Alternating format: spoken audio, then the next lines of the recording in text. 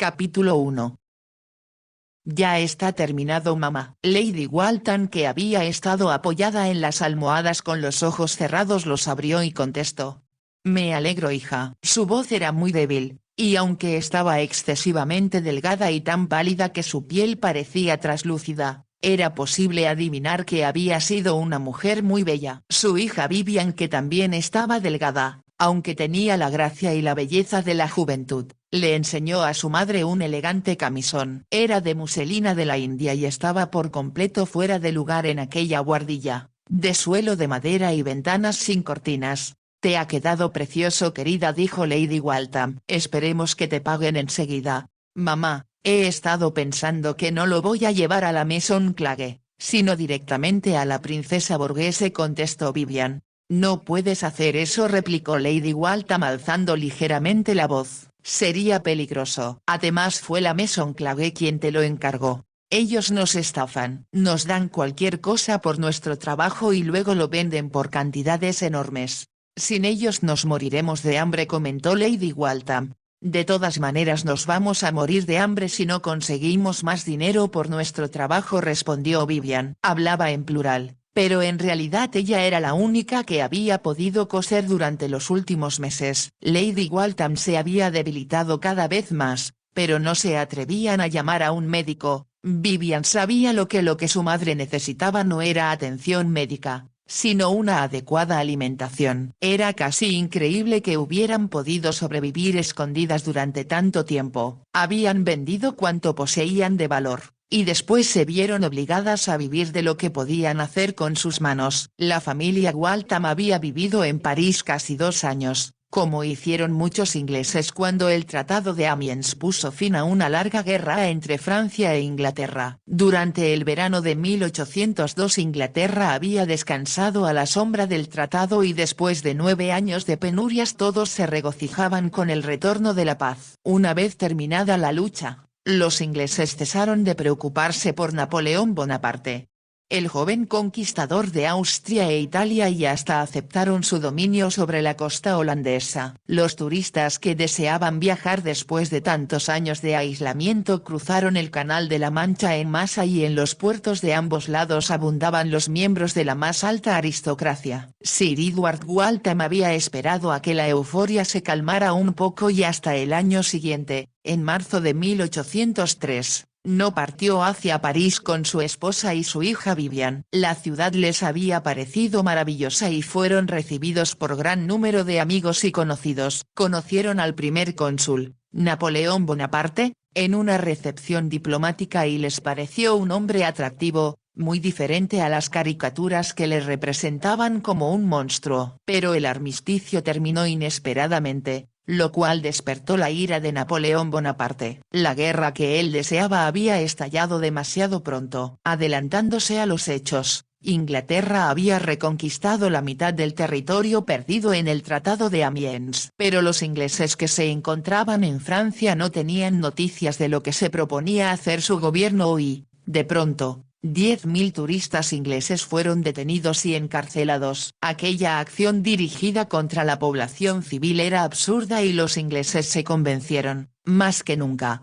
de que estaban tratando con un salvaje. Sir Edward, quien tenía un amigo en el gobierno francés, fue avisado de la situación 12 horas antes de la promulgación del edicto. Apresuradamente se dirigió con su familia a una pequeña y modesta casa situada en una callejuela sin importancia, donde alquilaban habitaciones a cualquiera que lo solicitara y además no hacían preguntas. Pero, por desgracia, cayó enfermo mientras planeaba cómo marcharse a Inglaterra. Vivian estaba convencida de que el agua de París le había hecho daño. Pero cualquiera que fuera el motivo, cuando llegaron a la nueva casa Sir Edward comenzó a tener mucha fiebre, y aunque su esposa y su hija le cuidaron lo mejor posible, murió después de una semana de agonía, dejándolas solas e indefensas. Demasiado tarde ambas comprendieron que debían haberse arriesgado a llamar a un médico. Lady Waltham amaba con todo su corazón a su esposo y cayó postrada por la pena y fue Vivian quien hizo los arreglos para mudarse del apartamento. Sir Edward había dejado una considerable suma de dinero en efectivo, ya que, Cuando supo que tenían que esconderse, sacó del banco todo el monto de sus cartas de crédito. Pero Vivian se dio cuenta de que aquel dinero no duraría para siempre, y como la guerra anterior al armisticio se había prolongado 9 años, esta podría durar otros 9. Debemos ahorrar hasta el último centavo posible, le dijo a su madre, recordando que a ella le tocaba ahora administrar la casa. Era obvio que todos los franceses compartían el odio que Napoleón sentía por los ingleses. Y los periódicos anunciaban que el emperador estaba decidido a cruzar el canal para invadir Inglaterra. Quieren que crucemos el charco y así lo haremos, había dicho, y ordenó la construcción de cientos de barcazas para la invasión. Los franceses se exaltaban ante la idea y se reían de los ingleses, quienes a su vez pensaban que podían defenderse de semejante armada. Pero pasó el tiempo, y a principios de 1805, Napoleón comprendió que no era posible realizar la invasión a Inglaterra mientras la marina inglesa protegiera el canal. Pero no por eso París se volvió más tolerante con los ingleses. Cada vez que Vivian salía a la calle se daba cuenta del odio que los franceses sentían hacia sus compatriotas. Cada día, a Vivian le costaba más trabajo sacar dinero para comer. Lady Walton jamás se recuperó de la impresión de la muerte de su esposo y comenzó a consumirse lentamente. Sin embargo, no había nada que Vivian pudiera hacer como no fuera entregarse a los franceses. Pero se rebelaba ante la idea de vivir en la cárcel y algo dentro de ella la empujaba a seguir luchando aunque muriera en el intento. Ahora, al ver a su madre a la luz del sol, supo que tendría que hacer algo muy pronto. Y fue así como había decidido llevar aquel camisón directamente al cliente que lo había encargado. Sabían muy bien que la princesa Paulina Borghese había comprado muchos de los elegantes vestidos que ella y su madre habían hecho con tanto trabajo. Cuando la princesa partió para Italia el año anterior, encargó varias prendas que tuvieron que ser terminadas en muy poco tiempo para enviárselas a Roma. En cierta ocasión, cuando Vivian fue a la Maison Clagea por telas para hacer los vestidos, se dio cuenta de los altísimos precios que cobraban y de lo mucho que explotaban a sus costureras. Aunque a ellas les encargaban prendas que debían hacerse en muy poco tiempo, no por ello les pagaban más. La princesa Paulina encargaba vestidos constantemente y cuando Vivian se quejó de que no podía hacerlos en tan poco tiempo, le respondieron que si no lo hacía la despedirían y buscarían a otra. Aquello no era muy probable, pero no se atrevió a desafiarlos. Cuando terminó aquella prenda que era más elegante que cualquier otra que hubiera comprado la princesa, decidió tomar el asunto en sus propias manos. Me pondré mi mejor vestido y mi sombrero, dijo, pareceré una burguesa. Nadie sospechará de mí. Es demasiado arriesgado, repuso Lady Walton débilmente. Supón que alguien descubre quién eres. Entonces iremos a la cárcel, quizá allí estaremos mejor. Por lo menos dan de comer. Lady Walton se lamentó y su hija corrió a su lado. Estoy hablando en broma, mamá. Nadie sospechará que no soy lo que aparento ser. Cuando voy a comprar los tenderos son tan rudos conmigo como lo son con las demás mujeres pobres que buscan las cosas más baratas. Si terminara esta guerra, si nunca hubiéramos venido a París, dijo Lady Waltham. Es culpa mía, pensó Vivian, como lo había hecho muchas veces antes. Cuando cumplió 17 años su padre había pensado que era conveniente que conociera otros países y por eso habían salido de Inglaterra. Se quejó de que el destino los hubiera tratado con tanta crueldad. Pero era inútil llorar por lo pasado. Ellas estaban en París y no había nada que pudieran hacer, excepto tratar de sobrevivir. Se inclinó y besó la fría mejilla de Lady Waltham. Voy abajo a ver a Louis, dijo. Es muy amable y sé que no se negará a ayudarme. Lady Waltham no protestó, pues sabía que cuando Vivian tomaba una decisión nada podía hacerla cambiar de parecer. Pero, a la vez, se dijo que era una pena que su hija, que era tan bonita y tan atractiva, tuviera que pasarse la vida cosiendo en aquella paupérrima buhardilla. En Inglaterra estaría recibiendo a sus amistades, montando a caballo en las tierras de su padre y asistiendo a bailes y reuniones. ¿Cuál será su futuro?, se preguntó, pues le parecía que hasta Dios las había abandonado. Edward dijo en voz alta, dirigiéndose a su esposo como solía hacerlo cuando estaba sola. Donde quiera que estés, ayúdanos. Se le llenaron los ojos de lágrimas, pero al oír los pasos de Vivian se secó la cara. pues sabía que a su hija le preocupaba verla llorar. Vivian entró en la habitación con un vestido negro en el brazo y un pequeño sombrero de paja. Louis ha sido muy amable, tal como imaginé, comentó. Pero debo tener mucho cuidado con esta ropa, pues es la mejor que tiene. Ahora mamá, mira cómo me transformo en una costurera como las que Su Alteza, la princesa, espera encontrar trabajando en su ropa. Por lo general, cuando Vivian salía a la calle llevaba un pañuelo en la cabeza y un vestido que disimulaba su delgada figura. No quería que sospecharan que era extranjera, por ello impedía que los jóvenes franceses vieran sus enormes ojos violeta que resaltaban en su hermosa cara. Cuando se puso el vestido negro de Louis, que le cubría el cuello y los brazos hasta las muñecas, parecía una burguesa muy atractiva. Lady Waltham la miró, casi horrorizada. No puedes salir así. Algún hombre podría decirte algo y quizá te insultaría. Solo voy a la avenida Saint-Honoré mamá y te prometo ir por las calles menos concurridas. Nadie me va a hablar.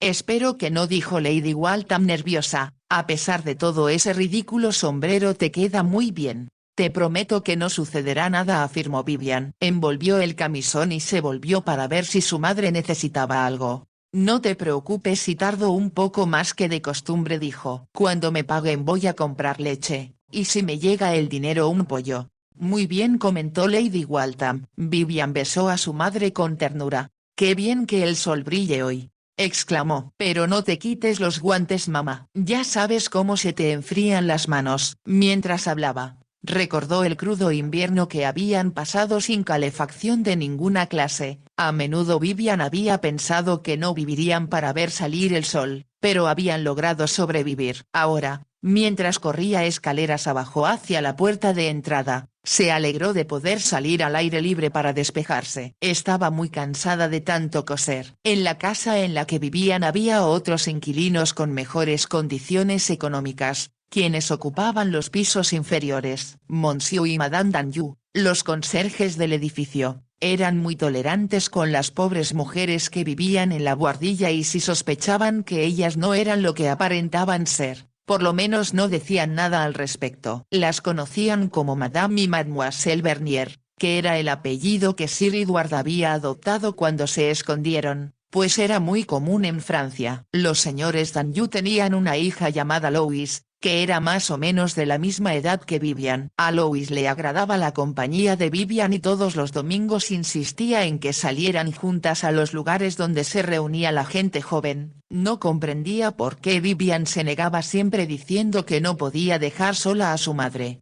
Estás desperdiciando tu juventud, le había dicho Louis en más de una ocasión. Si no andas con cuidado, te quedarás para vestir santos. Vivian se reía de aquello, pero a veces se preguntaba si alguna vez llegaría a conocer una vida diferente a la de la buhardilla y la compañía de su madre. Echaba de menos a los amigos de su edad que había dejado en Inglaterra, las conversaciones que solía tener con su padre y los buenos libros que habían leído juntos. Sir Edward había sido un hombre muy inteligente y había educado muy bien a su hija. Pero ahora que la rodeaba la pobreza y el miedo, Vivian solo pensaba en el dinero. Mamá necesita comer bien, se dijo mientras se dirigía a la avenida Saint-Honoré. Como había prometido, fue por las calles más solitarias y finalmente llegó a la avenida. Sin mucho trabajo, encontró el Hotel de Charot, el magnífico palacio que pertenecía a Su Alteza Imperial, la princesa Paulina Borghese. Durante su coronación, Napoleón había elevado a sus hermanos, José y Luis,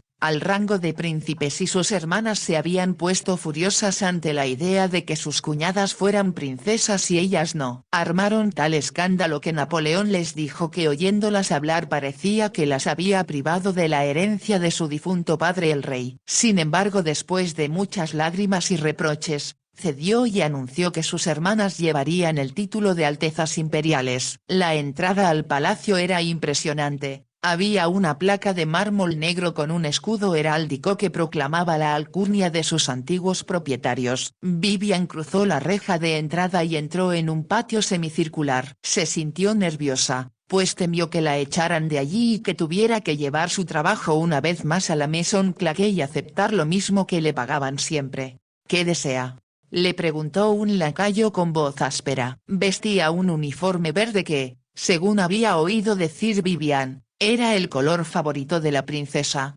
Traigo el camisón que encargó su Alteza Imperial. Él le indicó que entrara a un vestíbulo con columnas de mármol y pinturas en las paredes. Pero Vivian no tuvo mucho tiempo para ver el lugar, pues inmediatamente fue conducida a un salón donde la princesa discutía con varios proveedores de ropa. La princesa llevaba puesta una bata de color verde que no ocultaba su cuerpo, y estaba sentada en un diván mientras los otros le enseñaban telas para que ella eligiera. Pero, al parecer, no le gustaba nada aquella mañana.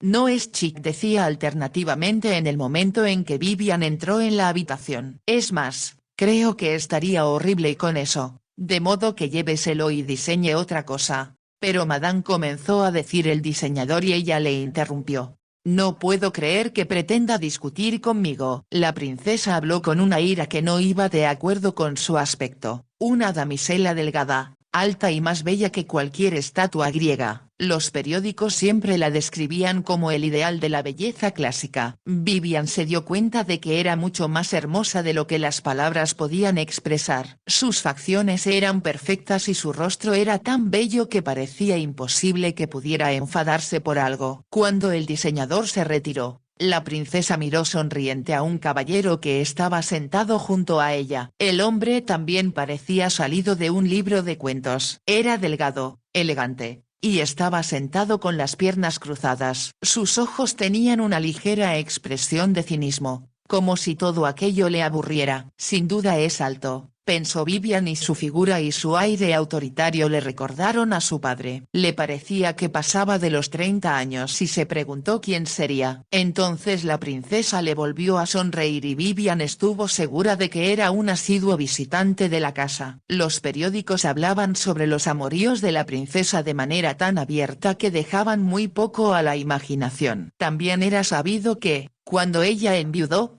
su hermano Napoleón se apresuró a encontrarle otro marido que tratara de controlarla. Había estado casada durante 2 años con el príncipe Borghese, uno de los aristócratas más importantes de Italia. Cuando tenía 17 años, Vivian era muy romántica y se había interesado mucho por el príncipe Borghese a su llegada a París. Este tenía entonces 28 años y era un hombre moreno, bien parecido, con ojos brillantes y cabello sedoso y rizado. Era, además, increíblemente rico, y poseía una impresionante lista de títulos. La madre de Vivian había sentido también interés por aquel matrimonio y le había comentado a su hija.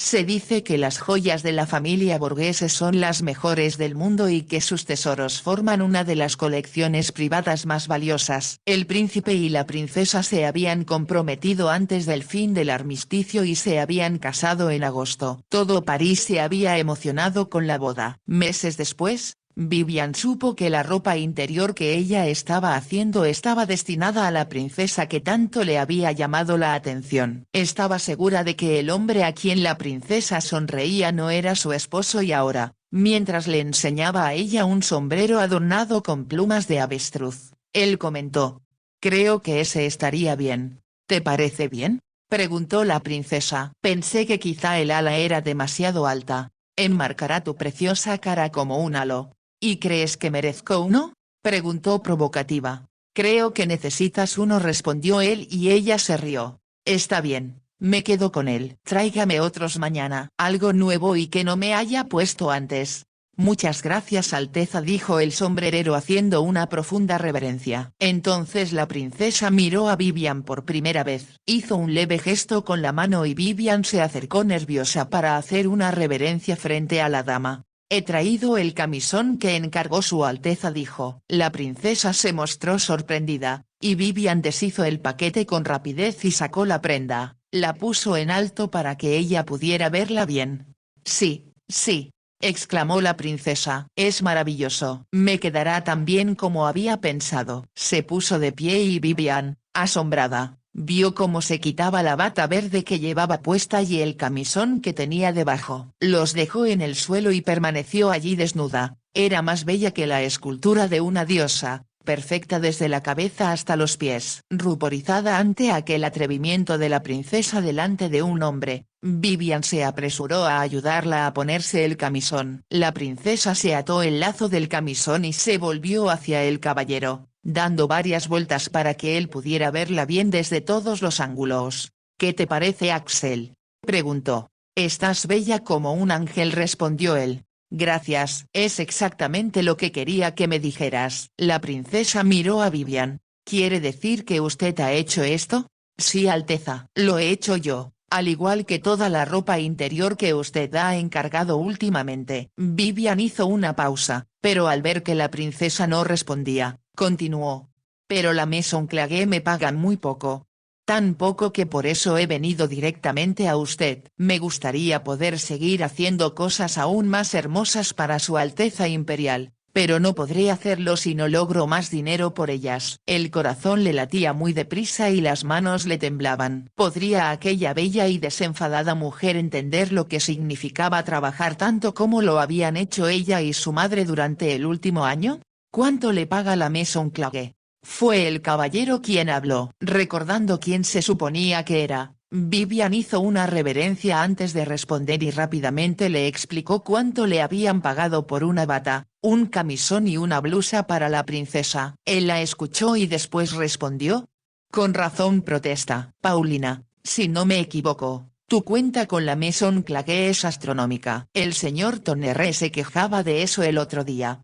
«Mi chambelán se queja de todo lo que yo gasto», declaró la princesa. «Estoy segura de que Napoleón le ha dicho que debo economizar. Dios sabe por qué». La princesa se volvió hacia Vivian. «¿Y cuánto pides por este camisón, con el cual este caballero me ha dicho que parezco un ángel?» Vivian dijo una cifra que era la mitad de lo que pedía la Maison Clage. «Estoy segura de que es una ganga», contestó la princesa. «¿Qué más puedes hacer y pronto? ¿Qué necesita su Alteza Imperial?». «Lo necesito todo, nuevos camisones, blusas, pañuelos. Cualquier cosa que sea nueva y bonita como este camisón. Te compraré todo tan pronto como lo termines». «Gracias. Gracias», exclamó Vivian casi sin aliento. «Entonces empieza a trabajar enseguida y no me hagas esperar», ordenó la princesa. «Lo haré», asintió Vivian, «pero por favor, Alteza, ¿me podría pagar ahora? No solo necesito dinero para mí, sino para poder comprar telas, hilos, puntilla». La princesa hizo un gesto de indiferencia con la mano. «Vaya a ver a mi chambelán o a su secretario». «No me moleste con esas cosas sin importancia». «Sí, Alteza, por supuesto, Alteza». Vivian hizo otra reverencia y se dirigió hacia la puerta. Aquello era maravilloso, mucho mejor de lo que había imaginado. Su madre podría tomar la leche que necesitaba, así como pollo y otros alimentos nutritivos. Abrió la puerta y al salir al vestíbulo la emoción la sobrecogió. De pronto se sintió muy mareada. Se apoyó en la pared luchando por no desmayarse mientras temblaba de frío y en aquel momento oyó una voz profunda que le decía. «¿Se siente mal, señorita?». Ella no le podía ver, pero sabía que quien le estaba hablando era el caballero que había estado con la princesa en el salón, y a quien ésta había llamado Axel. «Estoy bien», dijo y él la ayudó a sentarse en una silla. Vivian se tapó la cara con las manos, avergonzada de su debilidad, y oyó que él hablaba con un criado. «Baje la cabeza lo más posible», indicó él. Ella le obedeció. La voz del caballero parecía que le llegaba de muy lejos. De pronto le dijo en tono autoritario. «Beba esto». La sujetó mientras ella levantaba la cabeza con dificultad. Percibió el aroma del coñac y enseguida el calor del licor al pasar por su garganta. Tosió y los ojos se le llenaron de lágrimas. «No más, por favor», suplicó. «Solo otro trago», insistió él, y como no tenía fuerzas para discutir, ella hizo lo que le decía. El coñac le sentó bien. Ya no se sentía débil y la invadía un agradable calor. Levantó la cabeza para mirarle. «Lo siento», logró decir. Él la miró un momento y luego le preguntó. «¿Cuándo fue la última vez que comió algo?». «Ya estoy bien, gracias». «Le he hecho una pregunta. ¿No tenía hambre esta mañana?». Entonces fue anoche, y supongo que si lo hizo fue muy poco lo que comió. Ella bajó la vista y se ruborizó. Sentía vergüenza por estar causando tantos problemas. Supuso que su mareo se debía a la emoción que le causaba saber que ahora podría comprar alimentos y otras cosas que necesitaba con la mayor urgencia. El caballero se inclinó y le puso una mano bajo el brazo. «Venga conmigo», le dijo. Vivian le obedeció, pues no tenía otra alternativa, y dejó que él la condujera a otro salón. «Traiga café y bollos tan pronto como pueda», le pidió a un lacayo. «Enseguida, monsieur», respondió el criado. Vivian se sentó en un sofá y dijo: «Siento haber ocasionado tantas molestias, pero ya estoy bien. Será mejor que regrese a casa». «No hasta que haya comido algo», respondió el caballero. Cruzó la habitación y se paró junto a la ventana. «He visto el hambre demasiadas veces como para no reconocerla», dijo. «¿Tiene usted a alguien que la cuide?» «Yo tengo que cuidar de mi madre», respondió Vivian. «Ella está enferma y somos muy pobres». El caballero no dijo nada. Pocos minutos después la puerta se abrió y entró el lacayo llevando una bandeja con una cafetera de plata y un plato lleno de bollos. «¿Desea algo más, monsieur?», preguntó el lacayo. «No», respondió el caballero, «pero dígale al secretario del señor Tonnerre que esta señorita necesita». «¿Cuántos francos dijo?», añadió volviéndose a Vivian. Ella respondió con voz casi inaudible y el caballero se lo repitió al sirviente. El hombre desapareció, y como no tenía objeto esperar, ella se sirvió una taza de café y cogió un bollo. Entonces fue cuando realmente se dio cuenta del hambre que tenía. Había tenido hambre durante tanto tiempo que el dolor de cabeza no se le pasaba nunca, pero tan pronto como empezó a comer el dolor fue desapareciendo. Después de comerse el bollo, se tomó el café y se sintió mucho mejor. «Coma otro», le dijo el caballero. «Lo necesita». Ella le miró sonriendo levemente. «No, no quiero abusar. Sería absurdo desperdiciarlos. Si no los come, seguramente los tirarán a la basura». Ella extendió la mano y cogió otro bollo. «A menudo pienso en cómo se desperdicia la comida en las grandes casas como esta. Sobre todo lo pienso por las noches cuando tengo hambre». No sabía por qué le resultaba fácil hablar con aquel hombre. Sin embargo, pensó que aquello podía parecerle una impertinencia. «Se me olvida que como costurera debo ser servil y respetuosa», pensó. Pero a él no pareció importarle. «El hambre produce efectos muy diferentes en las personas», dijo. «Algunas caen en un sopor que no las deja ni pensar, otras sufren alteraciones, otras tienen sueños extraños». «Me parece muy vulgar soñar con comida», respondió Vivian. «Deberíamos ser como los santos, que ayunaban para concentrar su mente en cosas más elevadas». El caballero se rió.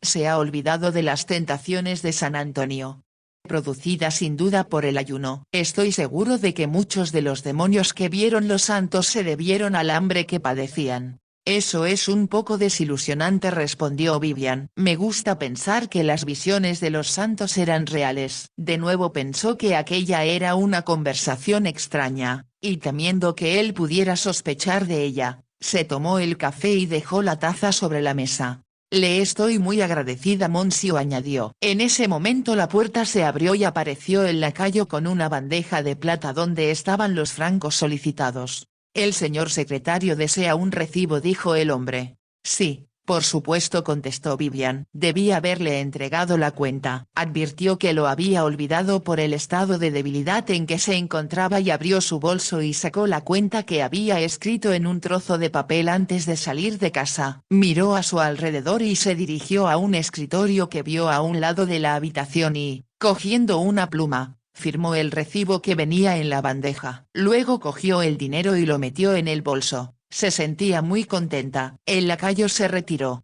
«Le estoy muy agradecida, monsieur», le dijo Vivian al caballero. «Me parece que aún está un poco débil», contestó él. «La llevaré a su casa». «No, no se moleste», protestó ella. «No es necesario. Insisto, tengo la sospecha de que, a pesar de que ya ha comido algo, puede desmayarse en la calle». «Le aseguro que eso no sucederá. Estoy bien».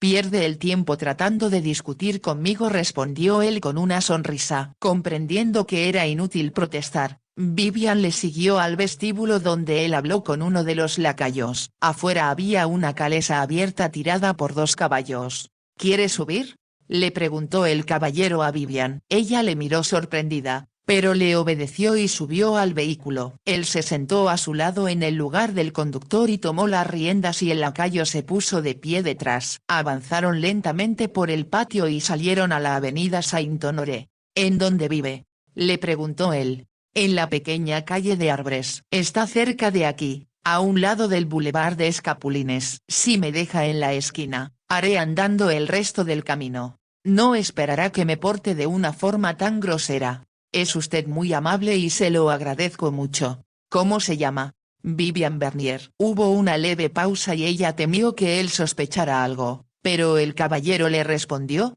Mi apellido es Starvik, soy el conde Axel de Starvik. Entonces usted no es francés. No, soy sueco. La verdad es que no me parecía francés. Tiene razón, pero aunque usted tampoco parece francesa, no le voy a preguntar su nacionalidad.